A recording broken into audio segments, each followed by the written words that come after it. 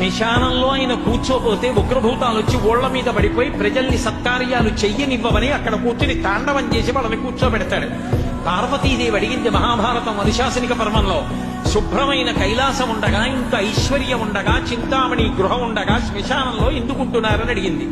అడిగితే ఆయన చెప్పాడు, పార్వతి బతికున్న నాళ్ళు అన్ని చోట్లకి వెడతారు, ఏమీ తోచట్లేదు, శ్మశానానికి వెళ్ళొద్దామని ఎవరు రారు పార్వతి.